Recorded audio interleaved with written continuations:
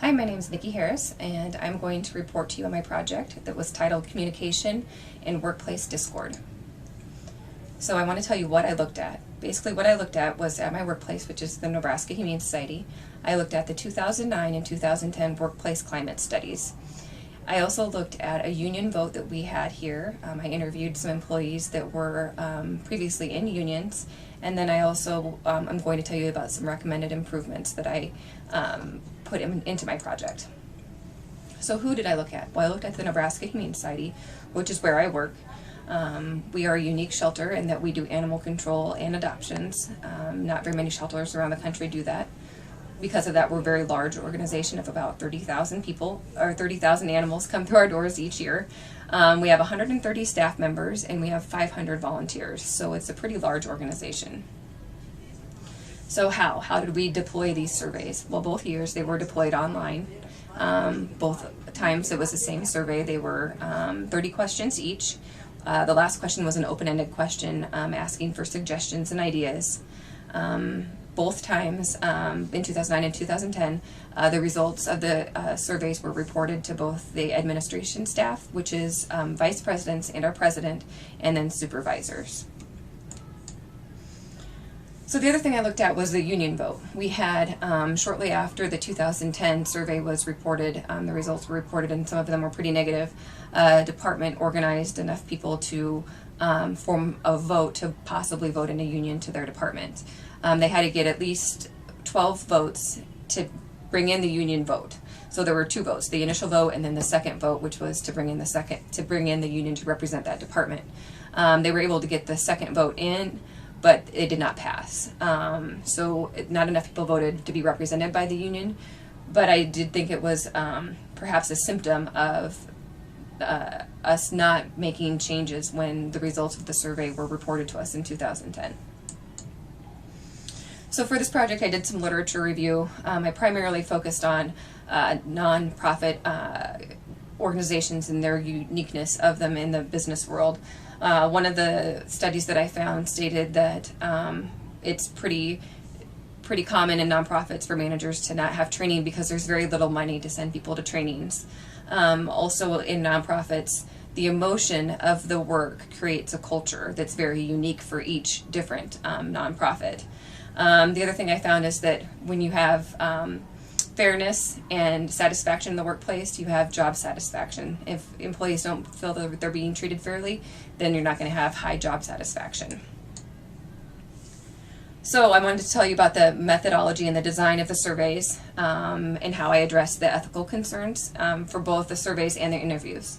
For the ethical concerns for the surveys, we addressed those by, we did ask the people on the surveys the department name, but it was optional to give it. They could still complete the survey without putting in their department name. And when I did my project, I did not identify any departments based on their responses.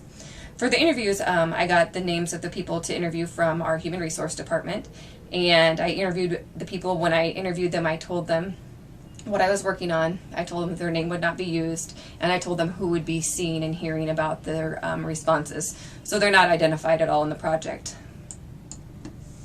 I looked at two questions on the survey, the online survey. The first one was management communicates its goals and strategies effectively, and the second one is there is good coordination between departments at NHS. So both of these questions were asked, and then the employees were asked to rate on a Likert scale from 5 to 1, 5 being strongly agree and 1 being all the way down to strongly disagree. So again, the first question I looked at was management communicates its goals and strategies effectively. In 2009, almost 50% of the respondents said that they strongly agreed. That number, that same number, dropped to about 15 in 2010. So that's a huge drop. And that's definitely should have been a red flag for all of us in a supervisor position. The next question that I looked at is there is good coordination between departments at NHS. Again, in that one, there were 38% of the respondents agreed with that in 2009, and then that dropped down to 30% in 2010. And again, I just think that is a really important thing to look at as a supervisor. we didn't really look at that as supervisors. It was reported to us, and no changes were made organization-wide. Some departments did make changes, but none were made organization-wide at that time.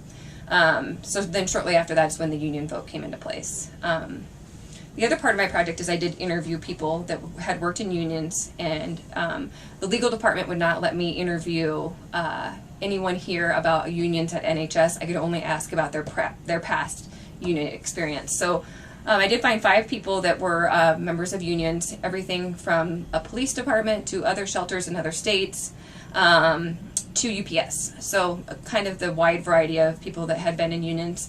I did find that almost across the board they all agreed that unions are for larger organizations, not for small organizations like ours. And then the last question I asked all 5 of the people was, did you see any changes in your department as a result of the work climate survey? Only 2 of the 5 people said yes, that they did see changes right away. So I just wanted another example of the proof that changes were not made right away. Shortly after starting this project, changes were made because there was another report made by the supervisors to the administration staff about problems and concerns. So changes have been started to be made. I did have some other concerns that I wanted to address because there were some written comments that we didn't all get to hear at first in the open-ended question in the survey, the online survey. And here were some of the responses that I heard, or that I got to read. The level of cooperation between the departments needs to be improved. This was a open-ended response. This is with a response to that. We need to hire managers who actually know how to manage. That was another response that an employee made. And then as far as communication between the staff and the employees, there is none. So that's several different employees from several different departments that all spent the time to write out that there were communication problems. The administration staff has decided to take this very seriously. They are now addressing it in all of their department meetings. One of the things that I suggested was, one of my improvements was that we could use the experience of our VPs. Almost all of our VPs are in their 50s and had jobs and careers prior to coming here. So we could use their expertise to train us in other areas. Also, that would give us some exposure to some other vice presidents.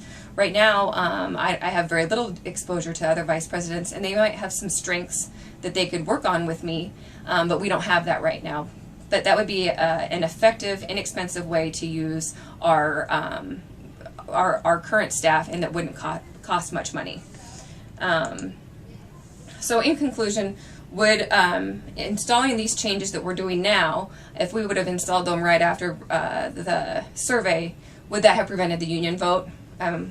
We'll never know, but I do believe that the union vote is a symptom of us not addressing ongoing problems. What should happen in 2011? I think in 2011 we really need to track these changes that we're making, and then we need to survey the staff again and find out if we've made improvements, find out if they can tell that we're trying harder, find out if the problems that they communicated to us earlier, if we're actually addressing them. And then I think that needs to be an ongoing survey.